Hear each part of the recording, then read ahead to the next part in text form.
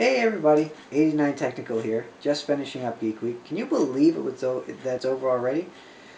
YouTube, you should have given us a fortnight instead of just a week because there are so many more geeky and nerdy things that we could do, and it would be so much more awesome. But so many wonderful things that people did. I loved it. And just to help round out Geek Week, these last few hours, I decided that I would share with you guys the secret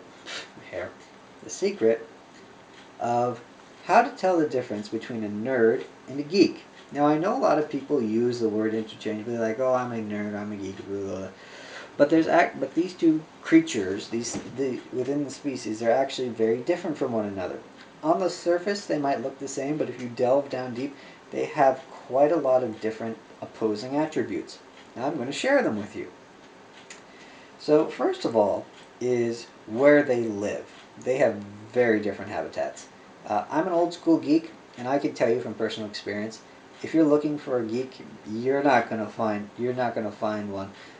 They're very elusive. There's not as many of them as there are nerds, and they crave solace. They like to be by themselves, usually with a book, or if you're a newer school geek, in front of a computer screen, and they're just beaming information into their heads.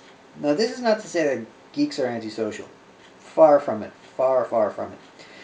They may have fewer friends, but the friends that they have are very close to them, and they hang on to them very tightly. You know that saying, they would fall on their sword for somebody? Well, a geek would literally fall on a sword for their friends. That is how dear they are to them. A perfect... I'll get into examples just now. If you ever see a group of geeks together, it's called a geek cluster. If you ever see a geek cluster, you're going to see they're very active. They're talking, they're busy, they're working, always trying to get stuff done. And if you were to listen into that, you would probably have no idea what they're saying. And this is part of the reason. This is the primary reason, actually, why geeks are antisocial. It's not that they don't like people, it's that they don't like to be constantly explaining themselves or explaining their ideas or explaining what they're thinking about.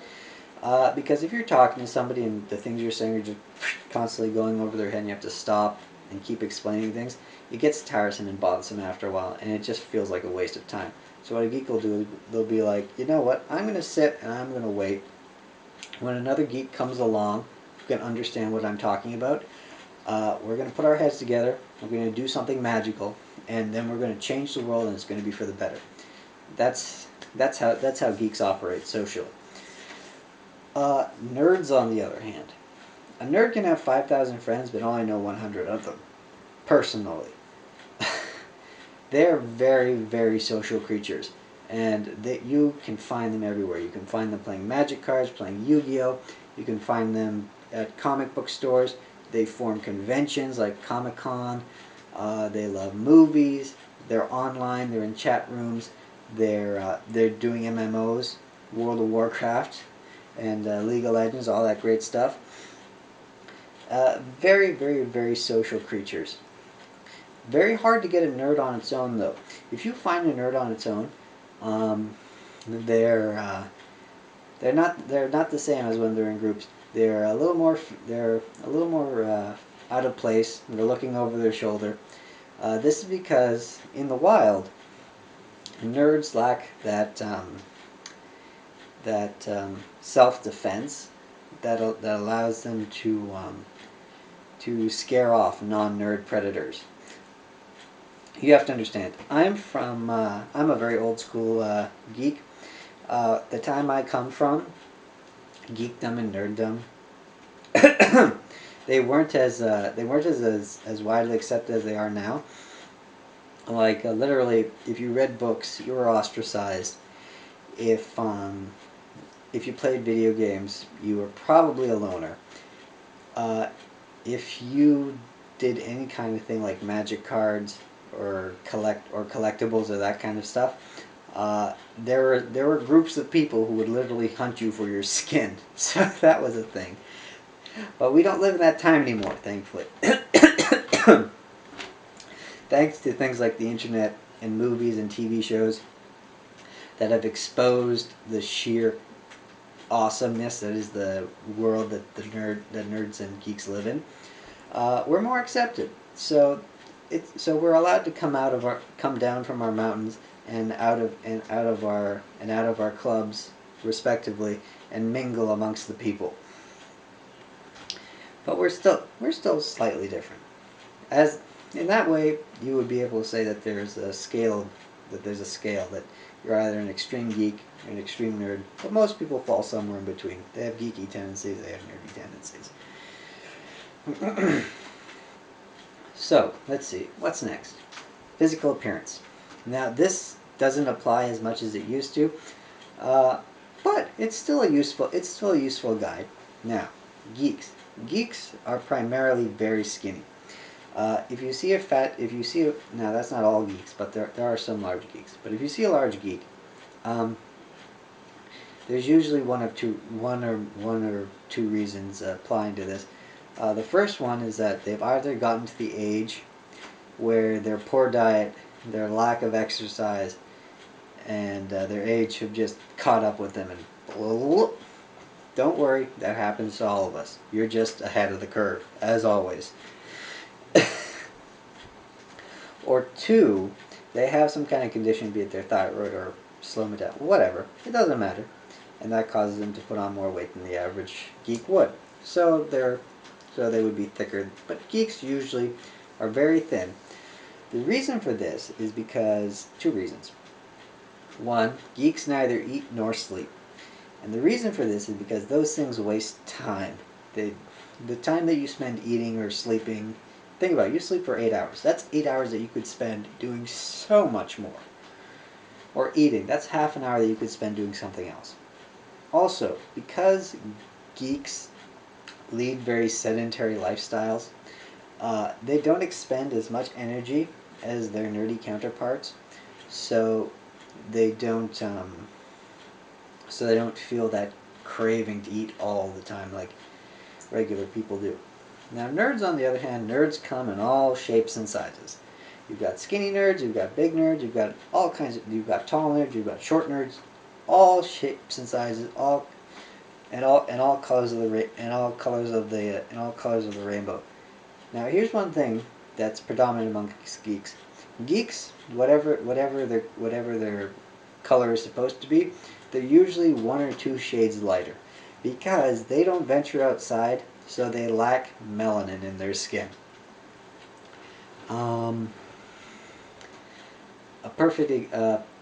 Whereas nerds are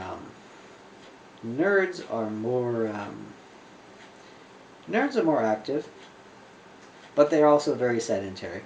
I'll give you an example, and this leads into our next thing.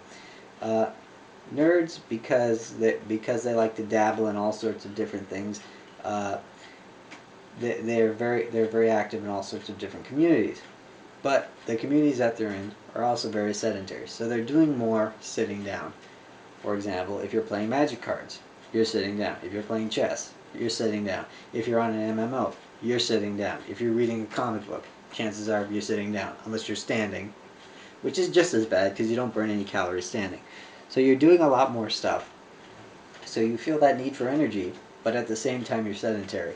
So you eat more, but you also sit more. So you're more likely to put on weight. Let's see. What else is there? Any other physical attributes? No, there's not. No, not that I can think of. Okay, now that leads us into our next thing. The specialities between geeks and nerds. Now, if we go to the Oxford English Dictionary. Hang on, come back. I promise this is interesting. There's two definitions in here for geeks and nerds. Now, a geek, according to the dictionary, is somebody who is intelligent but lacks basic social skills. It's not a great definition, it's not a bad one, so, oh well. But a nerd, it says that a nerd is somebody who is very foolish. Now calm the nerd rage for just a second. Allow me to explain what is going on. You see, this all boils down to nerds versus geeks, one versus the other. Nerds are very broad in their interests. They dabble in everything. They find it fun to explore and to try new things all the time. And whenever new stuff comes out, they're always interested. They're always ready to get into it. They're always ready to try it. They look, they love. Great. Geeks, on the other hand, their interests, they're much more focused on their interests. A geek, when they get interested in something, they will just lock in and they will spend all their time doing it. The probably the best example I can give is if you play WoW or League of Legends, and there's just that one player who is just constantly grinding, constantly trying to level up, and they're usually not a part of any guild, or they don't go on group quests, or if they are a part of a guild, they tend to keep it themselves. If they are on a quest, they tend to keep them themselves, and they're just constantly working to level up. Chances are that's a geek. And if they join something like a guild or they get other people around, it's usually only so that they can use them to help them either level up, or if you're on a quest, chances are they're going to use you as cannon fodder. So that's basically it. That's basically a geek. And to write something like a dictionary, you need a geek. Take Samuel Johnson. In 1745, he got fed up with all the other dictionaries around because he couldn't find a book that had all the words he needed in it. So this piqued his geek fury to the point where he basically said, "Screw it," and in 1745 he locked himself in a room, and for 9 years he just compiled words and definitions, and finally he finished the first dictionary. And from then on, it's just been nothing but geeks constantly updating and putting in new words. And you need a geek to do that kind of job because you need somebody who's just that focused on that kind of thing. So geeks, when they look at nerds, they see them doing everything. How do I put this in a way? Now this is not all geeks. These are a few very arrogant geeks. They feel that nerds, because they're interested in so many things, are shallow, and that they lack the capacity to delve deeply into something and to learn all of its intricacies and to master it and to add to it, which is not true because there's many nerds who make lots of great things, and they do that. Uh, but geeks, they just take it that one extra step and they just lock right into it. So that's where you get that definition of nerds being foolish, because they just constantly wander from thing to thing to thing. It's not true. But that's here's the example I would give. The example I would give is, suppose you have two different kinds of people who go to an art museum. A nerd would be the kind of person who goes to the art museum. They love all the paintings there. They love to look at them. They love to explore through the museum. They look, they go, they take pictures. They're great. A geek, on the other hand, is the kind of person who likes one particular style of painting. They learn to paint. They create within that genre. They become good at it. They imitate. They create their own stuff. But they would look at everybody else and they would say, well, you can't appreciate this because you're not as into it, because you didn't go that extra step. Which is not necessarily true. You can still appreciate, you just appreciate it in a different way. So that's the difference. So that's another difference there between geeks and nerds. One's in depth, one is broad. Another example I would give, and here's a good one. A geek would invent a language such as Klingon or Elvish or Gnomish or Entish or Alien or any of those. They would take the time to craft all the syntax in the language. A nerd, on the other hand, would use it in their everyday life and would be able to translate it from one subject area to another. And that's just how it would be. And nobody should get angry at this. Which actually leads me into my next topic. As I mentioned before, there's nerd rage and there's geek fury, and and one thing that really differs nerds from geeks is what happens when they get angry. Now, everybody's heard of nerd rage. It's been made famous by so many films. It's and by the people of the internet. Nerd rage is that flash in the pan rage. It usually that happens whenever something really bad goes down, like when Soap or Pipa happened. Everybody remembers. All the nerds of the internet just went. Everybody got so angry. But it usually lasts, and nerd rage usually lasts between 1 and 48 hours, depending on what's happened. When Soap and Pipa came out, that was like a 2-week nerd rage, which was something epic. Now, I have heard that there was a 6-month nerd rage. In 2005, it started in June, it ended at Christmas. I can't remember exactly what happened. If you guys remember, tell me, but I did hear about it, and it was all people were talking about for those 6 months. I can't remember exactly what happened. I think it had something to do with consoles. I'm not sure. Don't quote me on that.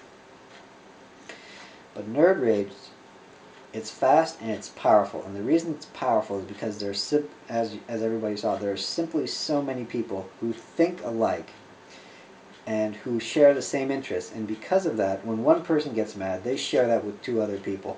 And then those 2 other people, they might get mad, they share it with 2 other people, and it just grows and grows and grows. It's like if I was holding a handful of matches, and one caught fire, and unless it spreads from one to the other, it'll just quickly fizzle out. But if it spreads, suddenly my entire hand is on fire, and it's fast, but it's deadly. Geeks, on the other hand, have something called geek fury. And if nerds are a fistful of matches, geeks are a time bomb with a hairspring proximity trigger. Here's a geek, here's a nerd. Something happens. They both get angry. Nerd, they go through the 5 stages of anger. Anger, sorrow, bargaining, rationalization, then acceptance. Pew, they're gone. Geeks, they don't even make it out of stage 1. A geek will get angry, and they get furious. And trust me, that anger, it burns cold and it burns long. A geek never forgives, and a geek never forgets. If you get a geek mad at you, oh, I am sorry for you, my friend. Because that geek will just let their anger just sits there. It doesn't explode, it just simmers and bubbles and gets more concentrated. The geek just sits there and they plot and they bide their time, just waiting for the stars to align. And then when everything is perfect and you're most vulnerable, then they attack. They are vicious. They will attack, and their attack is so devastating and so crippling that their victim will never recover. And the anguish that they release in that one moment of just hopelessness will sustain that geek for the next century. And I have the perfect example for this. Everybody remembers the founder of Apple, Steve Jobs, correct? Okay, good. Well, after founding Apple, he wanted to take the company in one direction, but the board of directors wanted to take the company in a direction that differed from him. They fought with each other, and they fought with each other, and they fought with each other. Finally, the board voted Steve Jobs out of the company. So what did Steve do? Did he hang on? Did he hang on and try to wound the company as best he could while he was there to take his revenge? Mm-mm. He sold all his shares but one, and he moved on to another company.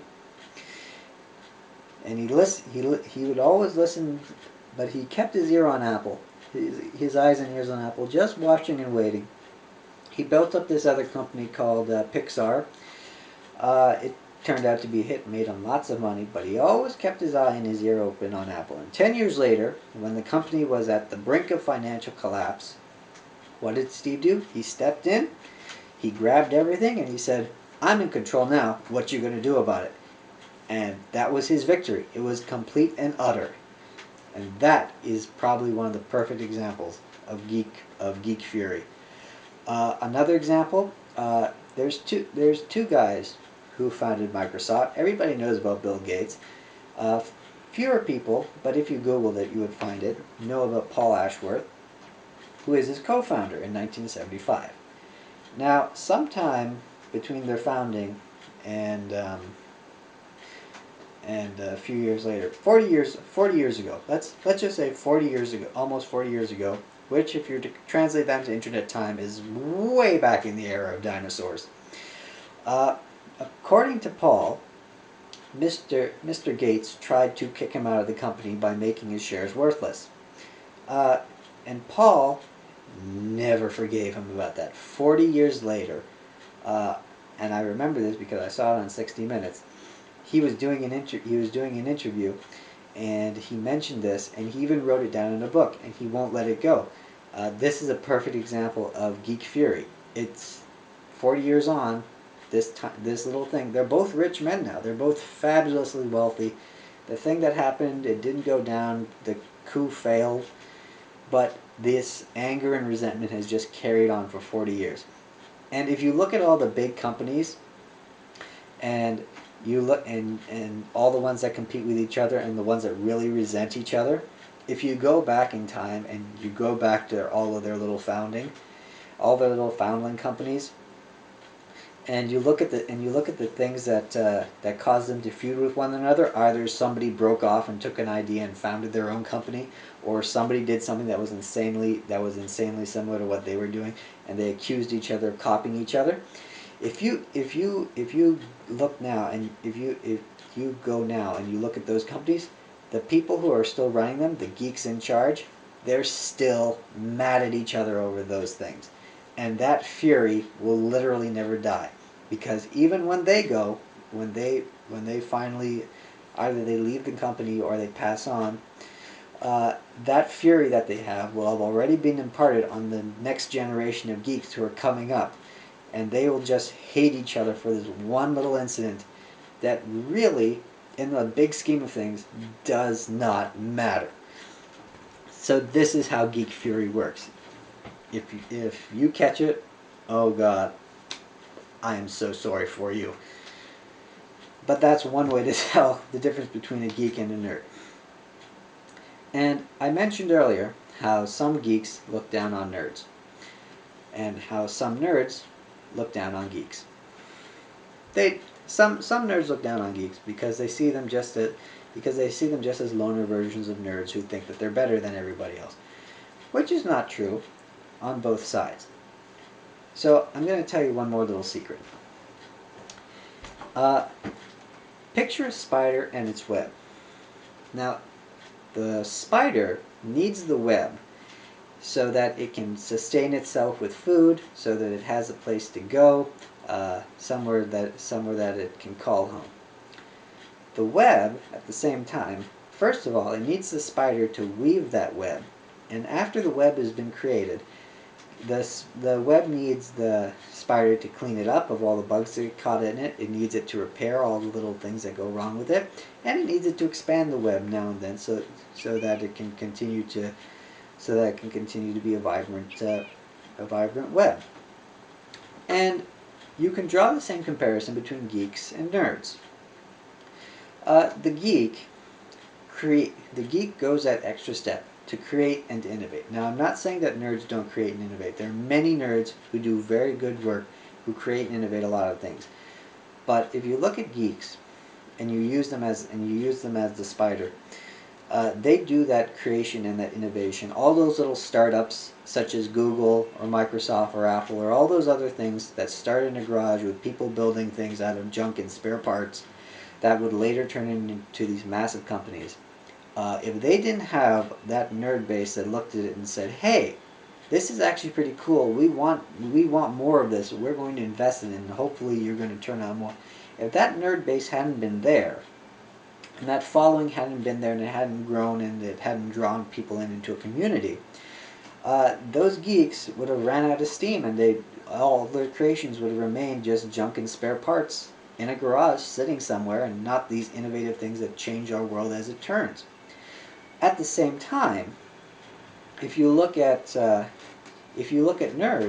nerds need geeks, because as I said, nerds love to dabble in everything. They love new stuff. They love to explore all this new content. But if they didn't have geeks to create it, they would quickly run out of things. Sorry guys, the camera cut out and I talked for a whole 5 more minutes before I actually realized that. Where was I? Oh yes. At the same time, nerds need geeks. Otherwise, there would be no. Otherwise, they wouldn't have anything to dabble in and to expand in, and there would be no new innovations. Now, I'm not saying that nerds don't produce anything. Far from it. There's lots of nerds that produce lots of interesting things. But but for the purpose of this argument, we need geeks to continue to take that extra step, to push it that extra mile, so that we can have all the new content that we do. I'll give you an example. Let's go back. Let's go back to Steve Jobs and all those others, or Google and all those other people who started up in Silicon Valley 40 years ago. If there was no nerd base to invest money in, to look at it and say, "Hey, that looks cool. We're going to buy it, and we're going to hope that you produce more stuff, and we're going to continue to explore that." Could you imagine what would have happened? And all of those things they'd cobbled together out of junk and spare parts and lots of time would have just remained junk and spare parts and lots of time, and the world would not continue to innovate as it turns. If there were no nerds to buy comic books, if there were no nerds to watch TV shows, if there were no nerds to play movies, MMOs would collapse. I mean, even Facebook would be in the toilet if there wasn't a basis of nerds to support it. Nerds make content work, and they allowed geeks to continue to produce. At the same time, if you're to take away the geeks, let's just say if those guys in Silicon Valley had said, well, if they said, well, you know, we're not going to produce anything, we're just going to go off and get regular jobs like regular people, there would be no content. Oh my God! I mean, could you imagine if Stan Lee stopped producing comic books? Could you imagine if M. Night Shyamalan stopped producing movies? Actually, wait. I take that back. M. Night Shyamalan could stop producing movies. Please stop producing movies. But could you imagine if Hollywood and actors and writers they just stopped producing movies or TV shows? MMO there'd be no new content for MMOs. We would so quickly run out of things to do. Writers, actors, everything. They all need to continue to produce so that we can continue to consume. It's a symbiotic relationship. So hopefully this video, and that's all I have to, that's how you differentiate between nerds and geeks. So hopefully this video helps you to figure out where you are on the geek to nerd scale, whether you're a hardcore geek, you're a hardcore nerd, or you're somewhere in between. Remember to help out your fellow brethren so that we continue to make this wonderful internet place a worthwhile place to be. And if you liked the video, please subscribe, press that like button, favorite, comment, all that sorts of nice stuff. If you didn't like the video, oh well, I tried. If you want to see other things I've done, click that button underneath the video that says by 89 Technical. It'll take you to my channel. See everything I've ever done, all my rants, my reviews, my comedy, my attempts at comedy. Oh well. So that's all for tonight, and I will see you next week. Bye guys.